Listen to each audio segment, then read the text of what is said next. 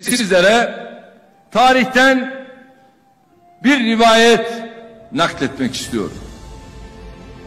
Moğol İmparatorluğu'nun kurucusu Cengiz'in torunu Hülagü Bağdat'ı ele geçirip şehri baştan sona yağmalar.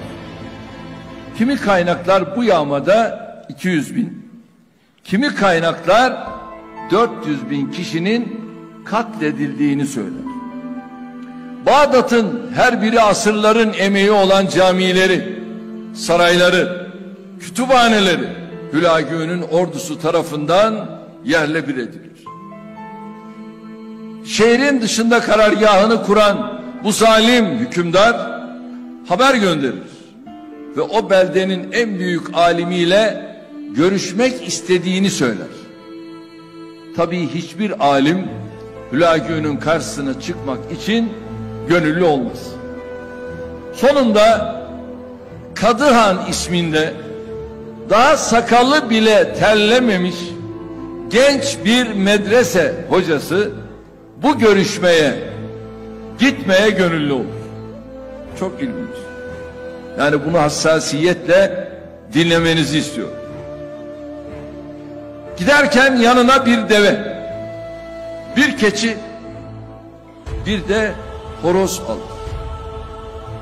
Hülagü'nün karargahına varır. Genci tepeden tırnağa süzen Hülagü, genç halime karşıma çıkarmak için bula bula seni mi buldular diye sorar. Kadıhan, görüşmek için iri birini istiyorsan dışarıda bir deve var. Sakallı birini istiyorsan dışarıda bir keçi var. Sesi gür birini istiyorsan da dışarıda bir horoz var, istediğini çağırtabilirsin diyor.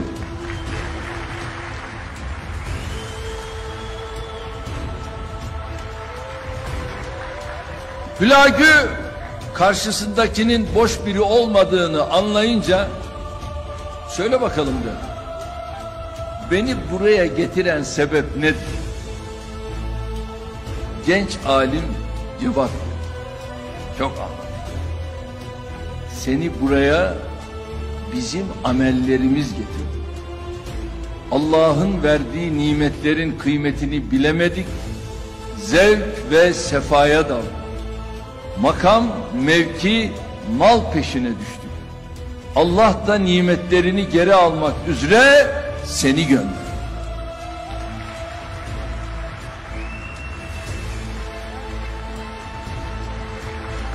Bunun üzerine Hülagü, peki beni buradan kim gönderebilir diyerek ikinci sorusunu sorar.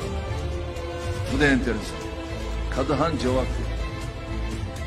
Özümüze döner, bize verilen nimetlerin kıymetini bilir, birbirimizle uğraşmaktan vazgeçersek işte o zaman sen buralarda duramazsın.